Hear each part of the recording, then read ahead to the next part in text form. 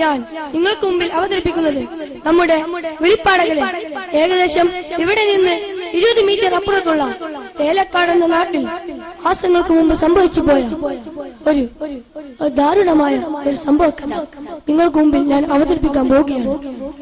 എന്റെ കഥയുടെ പേര് പൊലിഞ്ഞു പോയ സ്വപ്നങ്ങൾ.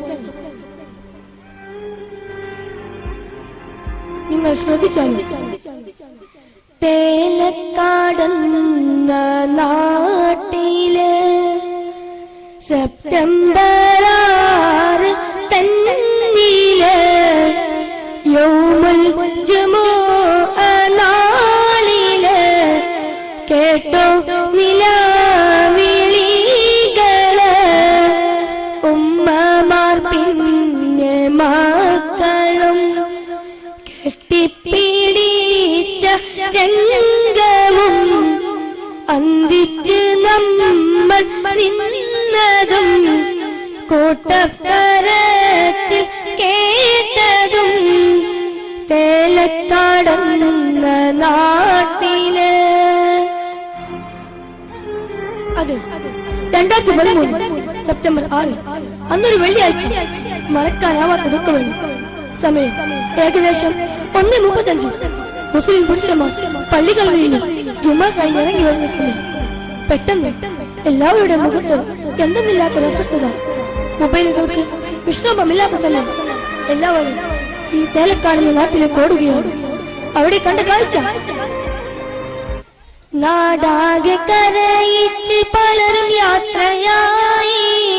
നാം കണ്ടതോർത്ത് നാട് കണ്ണീർ വാർത്തയായി.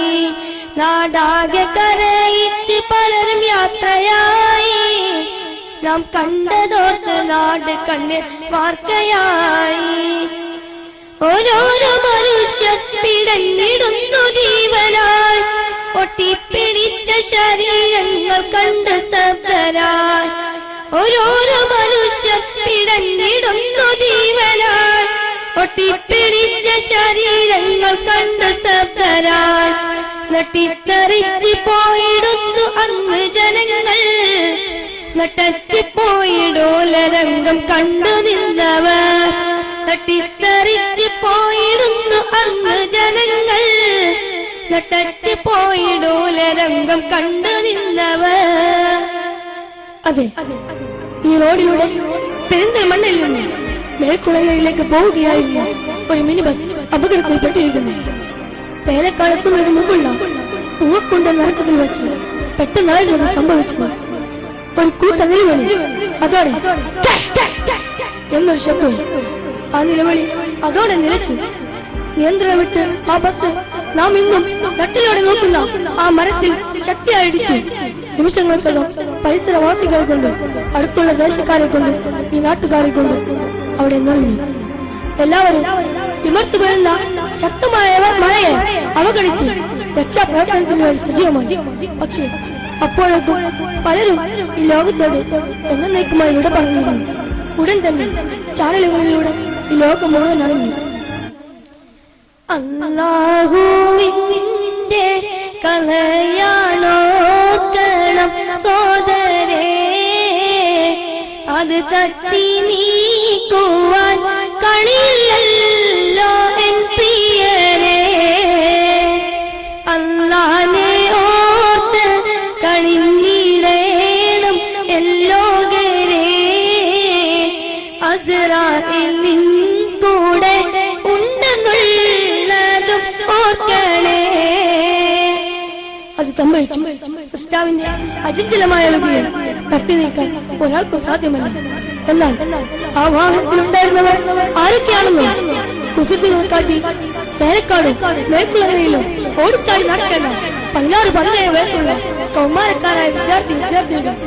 ആ മക്കൾ ഞങ്ങളുടെ അവസാന പരീക്ഷയാണെന്നും റിസൾട്ട് വരുമ്പോൾ ഞങ്ങൾക്കുണ്ടാവില്ലെന്നും ഈ യാത്ര ഞങ്ങളുടെ അവസാന യാത്രയെന്നും അറിഞ്ഞിരുന്നില്ല.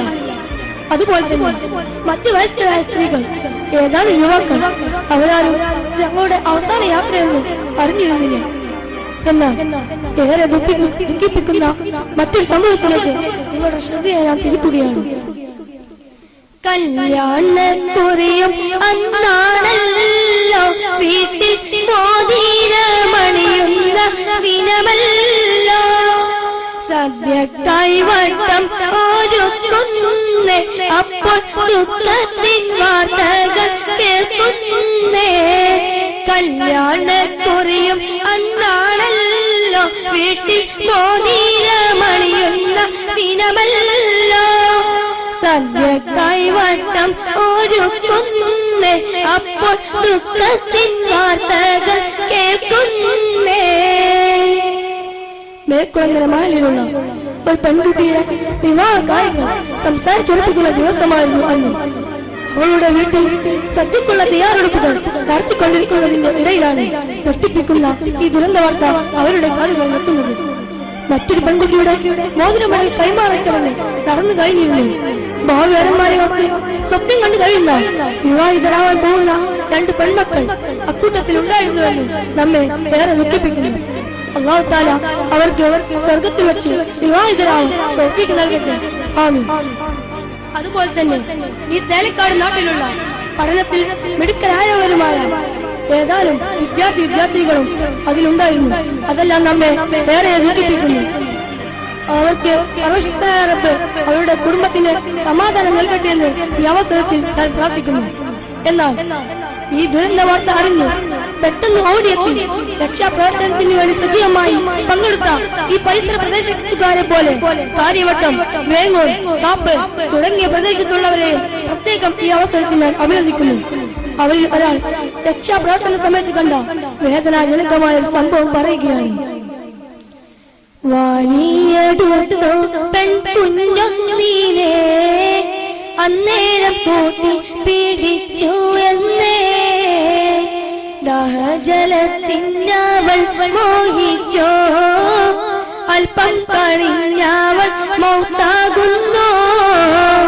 വാലിയെടുത്തു പെൺകുഞ്ഞൊന്നിനെ അന്നേരം കൂട്ടി പിടിച്ചു എന്നേ, ദാഹജലത്തിനവൾ മോഹിച്ചോ, അല്പം കഴിഞ്ഞവൾ മൗത്താകുന്നു. ഇത് പറയുമ്പോൾ ആ സഹോദരന്റെ കണ്ണുനീർ നിറയുന്നത് കാണാമായിരുന്നു. ആ ദാരുണമായ അപകടത്തിന്റെ നട്ടലിൽ നിന്ന് ഇന്നും ഈ നാട്ടിലെ പ്രദേശത്തുകാർ മുക്തരായിട്ടില്ല. 15ഓളം മനുഷ്യ ശരീരങ്ങൾ ആ ദുരന്തത്തിൽ മരണമടഞ്ഞു. നിരവധി പേർക്ക് ഗുരുതര പരിക്കുകളേറ്റു. മേൽക്കുളങ്ങര മഹലിൽ തന്നെയുള്ള 10ഓളം പേർ അവിടുത്തെ പള്ളി ഖബർസ്ഥാനിൽ നിരനിരയായി ഖബറടക്കം ചെയ്യപ്പെട്ടു. പ്രിയരെ, മനുഷ്യന്റെ മരണം എപ്പോൾ, എവിടെ വെച്ച്, എങ്ങനെ സംഭവിക്കുമെന്ന് ഒരാൾക്കും പ്രവചിക്കാൻ കഴിയുകയില്ല. നാം പരസ്പര കടമകൾ പാലിച്ച് മതസൗഹാർദ്ദത്തോടെ ഹിന്ദുവും മുസൽമാനും ക്രിസ്ത്യാനിയും ഒരുമയോടെ ഐക്യത്തോടെയും ജീവിക്കുക. മരണത്തെ നാം ഓർക്കുക. അല്ലാന്റെ കൽപ്പന വന്നാൽ അസ്രായീൽ പറന്നെത്തും. അല്ലാന്റെ അമനത് പോലെ നീങ്ങിടുവിൽ ലോകത്ത്. നശ്വരമാം ദുനിയാവ് വിട്ടകലും ആത്മാവ്, ആരോടും പറയാതെ ആരാരും ഓർക്കാതെ അഴകുള്ള ദുനിയാവേ വിട്ടങ്ങ് പോകൂലേ. അല്ലാന്റെ അമരത് പോലെ അസ്രായീൽ വന്നെത്തും. അല്ലാന്റെ കൽപ്പന പോലെ നീങ്ങിടുവിൽ ലോകത്ത്. സർവശക്തനായ റബ്ബ് ജാതിമത ഭേദമന്യേ മരണപ്പെട്ടവരുടെ കുടുംബത്തിന് ശാന്തിയും സമാധാനവും നൽകുമാറാവട്ടെ. അവരുടെ പരലോക ജീവിതം സന്തോഷത്തിലാക്കി തീർക്കുമാറാവട്ടെ എന്ന് പ്രാർത്ഥിച്ചുകൊണ്ട് ഈ സ്കൂൾ വാർഷിക വേദിയിൽ നമ്മുടെ നാട്ടിൽ നടന്ന ആ ദാരുണമായ ആ സംഭവത്തിന്റെ ഓർമ്മകൾ പുതുക്കാൻ അവസരം നൽകിയ ഈ സ്കൂളിന്റെ മാനേജ്മെന്റിന് എന്റെ കടപ്പാടും നന്ദിയും അറിയിച്ചുകൊണ്ട് ഞാൻ നിർത്തുന്നു. ജനനം മുതൽ തൊട്ട് നടക്കും സമയത്ത് മനുജ മറക്കല്ലേ മരണം സഹോദരരെ. മനുജ മറക്കരുതേ മരണം സഹോദരരെ. ജനനം മുതൽ തൊട്ട് നടക്കും സമയത്ത് മനുജ മറക്കരുതേ മരണം സഹോദരരെ. മനുജ മറക്കരുതേ മരണം സഹോദരരെ. ഇത്രയും പറഞ്ഞുകൊണ്ട് ഞാൻ കഥാപ്രസംഗം ഇവിടെ വിരാമം കുറിക്കുന്നു. നന്ദി ചെയ്യും.